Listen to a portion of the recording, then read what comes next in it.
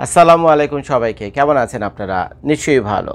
যেখান থেকে এই মুহূর্তে আপনারা সবাই আমার এই রবিবার সকালের ভিডিওটি দেখছেন। আজকে হলো সানডে, আমেরিকাতে ছুটির দিন, বড় আনন্দের দিন বুঝছেন।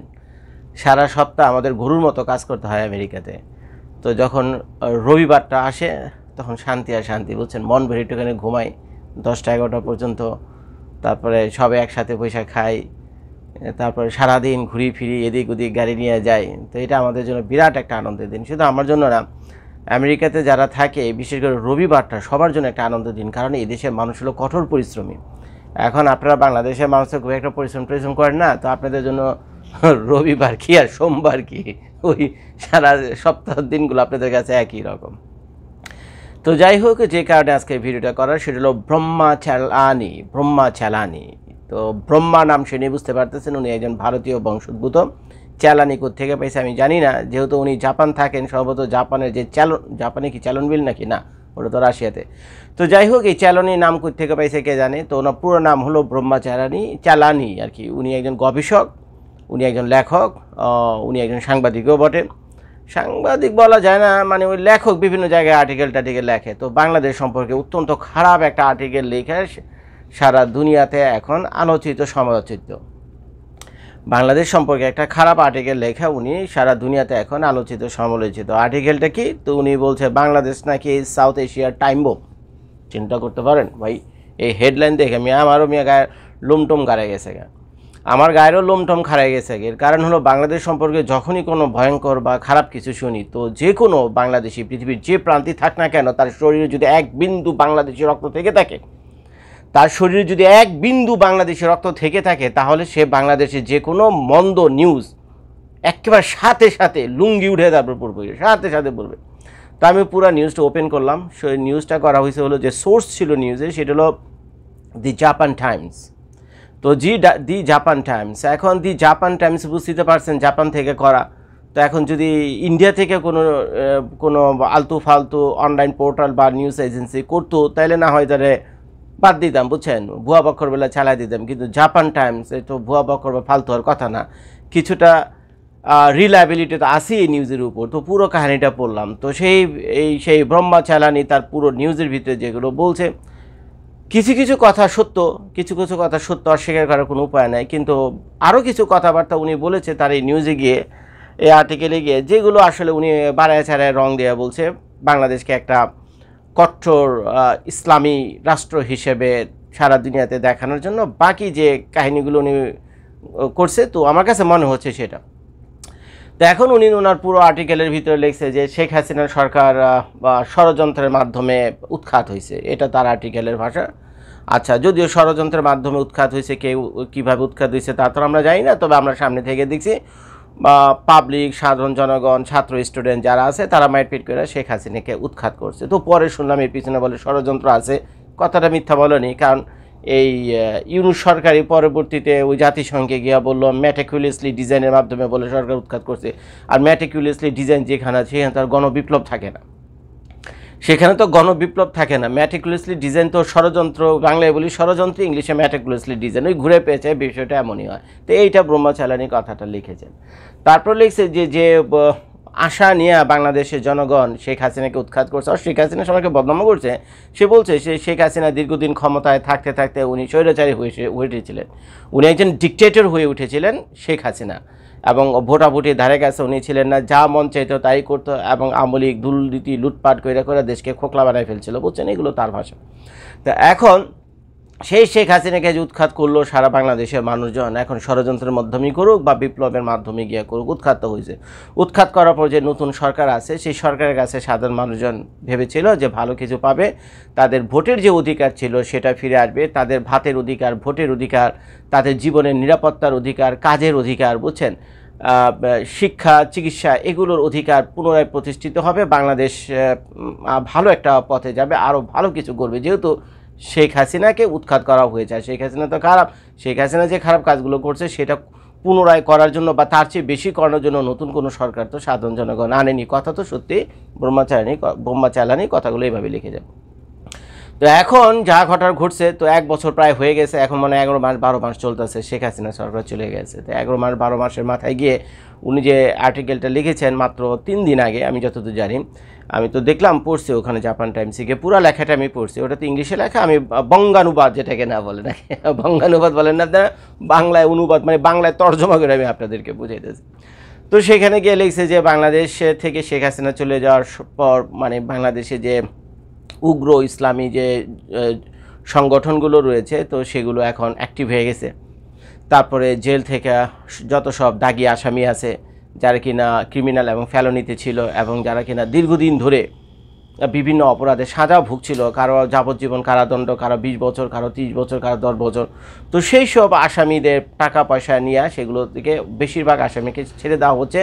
ওই কোর্টকে ম্যানেজ করে, তারপরে জাজকে ম্যানেজ করে, আইন আদালতকে ম্যানেজ করে কোটি কোটি টাকার বাণিজ্য হচ্ছে এখানে, এবং সেগুলো কইরা কইরা এদেরকে ছেড়ে দেওয়া হচ্ছে। যে কিনা যারা কিনা শেখ হাসিনার আমলে বন্দী ছিল, শেখ হাসিনা এত খারাপ সরকার, তো সেই সরকারের আমলেই এইসব ক্রিমিনালদেরকে আটকে রাখা হয়েছিল, সেই ক্রিমিনালগুলোকে আইনে ইউনিট সরকার ছেড়ে দিচ্ছে। এবং যার ফলে দেশের মধ্যে কী হয়েছে, এখন পুরনো ক্রিমিনাল তো আসছেই, প্লাস নতুন যত ক্রিমিনাল আছে সেগুলো মেয়েরা দেশের ভিতরে একটা অরাজকতা সৃষ্টি করছে। আমি কিন্তু ব্রহ্মা চালানির কথাটার সাথে একমত। এখন উনি এত খবর কেমনে পেল তা জানি না, নিশ্চয়ই ওনার কোনো ভাই ওনারও মনে কোনো গোয়েন্দা সংস্থা আছে, বুঝছেন, ওনারও কোনো গোয়েন্দার লোকজন বাংলাদেশে আছে, নাহলে উনি এই কথাটা জানলো কেমনে? এটা তো ভাই আমাদের ঘরের কথা, এটা তো আমাদের ঘরের কথা। বিভিন্ন ক্রিমিনালদেরকে যে ইসে থেকে জেলখানা থেকে ছেড়ে দিচ্ছে, সাজাপ্রাপ্ত আসামিদেরকে ছেড়ে দিচ্ছে নানা রকম আইনের পক্ষ থেকে, কোটি কোটি টাকার বাণিজ্য এখানে হয়েছে, বুঝছেন। তো সেটা তো ভাই আমাদের ঘরের কথা, এটা তো আমরা জানি, চালানি জানলো কেমনি এটা? তো যাই হোক, এটা বলছে, তো এটা দিয়ে উনি প্রমাণ করলো যে সে যে বিচার ব্যবস্থার যে কি ভয়ঙ্কর অবস্থা। তারপরে উনি এসেছেন ওই যে মব, বাংলাদেশে যে একের পর এক মব হলো না, তারপরে এই যে মাত্র 2 দিন আগে আমি যখন ভিডিওটা করছি, ওই এক লোককে, যে লোককে না ইমাম মাহাদি দাবি করছিল, বেচারা মরে গেছে।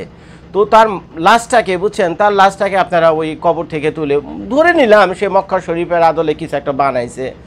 আমি তো দোষের কিছু দেখি না, বুঝছেন, এটা তা আমার মাথায় ঢুকে না ভাই, আপনারা তো পাগল ছাগল কেমনে হন। তো সেটার ভিতরে গিয়ে কবর দিয়েছে, আপনারা সেই কবর থেকে ওইটাকে তুলেই না, শুধুমাত্র পুরাণে নিয়ে লাঠি পেটা কইরা ওইটাকে যা খুশি আপনারা তা করছেন ভাই। এটা তো সারা দুনিয়ার মানুষ দেখছে, তো এগুলো তো চালানিও দেখছে। তো এখন এই যে ঘটনাগুলো, তো এইটা গেল একটা। তারপরে ওই যে একটা ভিডিও দেখেছিলাম অনেক দিন আগে, উনি বলেছেন যে এখন মেয়েরা তাদের পছন্দ মতো পোশাক পরতে পারে না, পরতে পারে না। তো এইটা আমি চালানি সাহেবের সাথে একমত হইলাম না। বাকিগুলো ঠিক ছিল, কিছু ইসলামপন্থী সংগঠন রয়েছে যারা কিনা মোটামুটি কিছুটা অ্যাক্টিভ হয়েছে এবং নানা রকম ঝামেলা তৈরি করতেছে, গণ্ডগোল হইতেছে বাংলাদেশে। এটা তো আমরা 2-4 দিন পর দিকে অস্বীকার করার উপায় নেই। এখন গার্জের অস্বীকার করলে তো ওরা ভাই জিনিসটা মিথ্যা হয়ে যাবে না। তো চালানি সাহেব এগুলো লিখেছে। তারপরে লিখেছে মেয়েদের পোশাক পরার স্বাধীনতার ব্যাপারে। তো এই কথাটা মানে উনি একটু বাড়াটারাই লিখছে। তবে একটা মিল আমি পাই, অনেকদিন আগে আমি একটা ভিডিও দেখলাম 4-5 মাস আগে, লঞ্চের মধ্যে সম্ভবত ঢাকা বরিশাল কোনো লঞ্চ হবে, you have to wait 2 minutes, okay, just 2 minutes.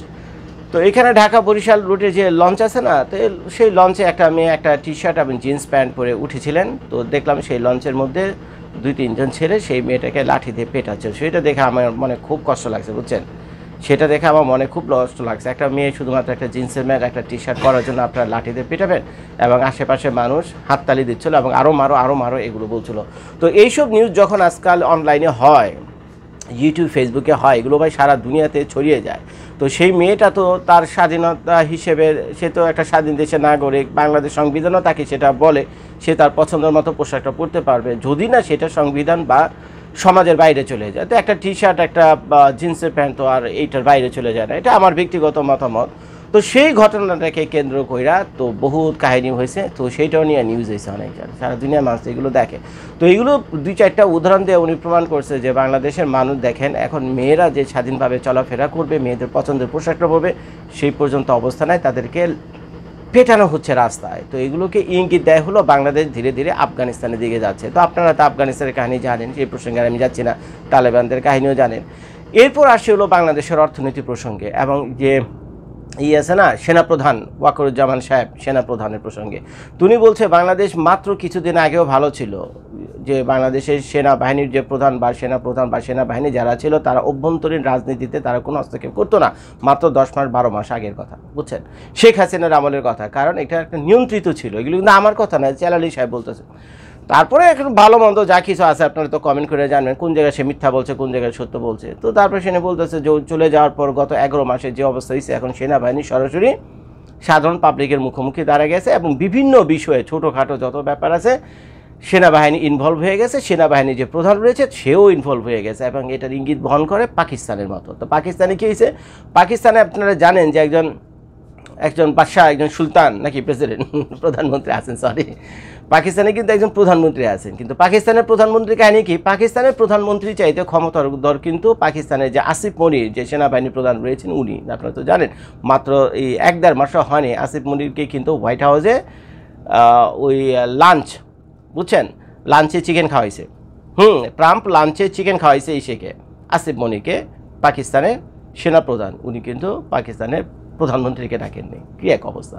তো পাকিস্তানের প্রধানমন্ত্রীর কোনো বেল নাই, পাকিস্তান চালে আসলে পাকিস্তানের সেনাবাহিনীর প্রধান এই আসিফ মনির, এটাও আমরা জানি। তো উনি এটার উদাহরণ দিয়ে বলছে যে এখন বাংলাদেশের সেনাবাহিনী যেভাবে ইনভলভ হয়ে যেতেছে বাংলাদেশের পলিটিক্সে, তো ধীরে ধীরে পাকিস্তানের মতো হয়ে যাচ্ছে, প্রধানমন্ত্রী রাষ্ট্রপতি যেই থাক না কেন বাংলাদেশে কিন্তু প্রকৃত ক্ষমতা থাকবে হলো সেনাবাহিনীর কাছে, কারণ ওই দিকে ধীরে ধীরে যাচ্ছে আর সেনাবাহিনীর অ্যাক্টিভিটিস দেখে এগুলো মনে হচ্ছে। তো এই একটা কাহিনী। দ্বিতীয় কাহিনী হলো অর্থনীতির ব্যাপারে গিয়ে উনি বলছে আর কি যে বাংলাদেশের অর্থনীতি আগে যাওয়া ছিল এই 10-11 মাস আগে, এখন তো প্রায় 12 লাখ মানুষ বেকার হয়ে গেছে, এটা ওনার কথা, আমার কথা না। পত্রপত্রিকাতে আমরা খুললে এগুলি দেখি, দুনিয়ার মানুষ বেকার হয়েছে, অর্থনীতির প্রবৃত্তির হার অনেক কমে গেছে। শুধু তাই না, মাত্র এই ভিডিওটা করার কিছুক্ষণ আগে একটা নিউজে দেখলাম বাংলাদেশ ওই ট্যুরিস্ট থেকে কিছু ট্যুরিস্ট আসতো মানে বিদেশ থেকে, কত 1 কোটি না 1.5 কোটি টাকার মানে ইনকাম করছিল গত বছর, বুঝছেন, এখন দেখি সেই টাকা বল ইনকাম হয়নি ট্যুরিস্ট থেকে। তো তার মানে এই যে মিল ফ্যাক্টরি যে বন্ধ হয়েছে, এখন নতুন তো কোনো কর্মসংস্থান তৈরি হয়নি, এটা একেবারেই জিরো, নতুন কোনো ইনভেস্টমেন্ট হয়নি, এটাও জিরো, এবং পুরনো যারা কাজ করতো তো তাদের প্রায় লক্ষ লক্ষ মানুষ যে বেকার হয়েছে, এটাও সত্য কথা। এখন এই চ্যালেঞ্জ সাহেব এসব গোপন কথা আমাদের জানলো কেমনি, এটা তো ভাবে মাথায় ঢুকে না। তো এইগুলো নিয়ে উনি বলছে যে বাংলাদেশের এইগুলো বর্তমান অর্থনৈতিক অবস্থা। তো এই যদি ধীরে ধীরে হতে থাকে তো বাংলাদেশ ধীরে ধীরে এগিয়ে যাচ্ছে হলো পাকিস্তানের দিকে। পাকিস্তান আপনারা জানেন অত্যন্ত বিশৃঙ্খল একটা রাষ্ট্র, 22 কোটি জনসংখ্যার ভিতরে পাকিস্তানের নিউজ পেপারে বলতেছে 22 কোটির ভিতরে মিয়া 4 কোটি হলো ভিক্ষু। আমার কথা না, পাকিস্তানের নিউজ পেপার বলতেছে 22 কোটির ভিতরে 3.5 কোটি থেকে 4 কোটি মানে ভিক্ষু, অর্থাৎ 25%, 20-25% মানুষ হলো ভিক্ষা করে। এবং শুধু তারা পাকিস্তানেই ভিক্ষা করে না, তারা ভিক্ষা করে কোথেকে গিয়া, তারা ভিক্ষা করে হলে সে থেকে, জাস্ট এ সেকেন্ড বাড়ি, just a second, I just need 1 more minute। তারা শুধু পাকিস্তানে ভিক্ষা করে না, পাকিস্তানের ভিক্ষুকদেরকে তারা আবার অন্য দেশেও পাঠায়, মিডল ইস্টেও পাঠায়। তো এই হলো পাকিস্তানের অবস্থা। এই কত মিথ্যা না, এটা তো পাকিস্তানের নিউজ পেপার বলছে। তখন আমার তো মাথা মতো ঘুরে গেছে, বুঝছেন, এই ব্রহ্মচালানির এই কাহিনী শুই না। তো যাই হোক, এর ভিতরে কিছু অতিরঞ্জিত আছে, কিছু ভালো আছে, কিন্তু মন্দ আছে, মাথায় ঢুকে না, বুঝছেন, মাথায় খেলে না, কী অবস্থা, কি থেকে যে কী হইতেছে দেশে আল্লাহ মাহবুব জানে। তো যাই হোক ভাই, ভিডিওটা দীর্ঘায়িত করতে যাচ্ছে না, ওই যে আমার পিছনে কাস্টমার খারাপ রয়েছে, ভিডিওটা শেষ করছি। ভালো থাকেন, সুস্থ থাকেন, আসসালামু আলাইকুম।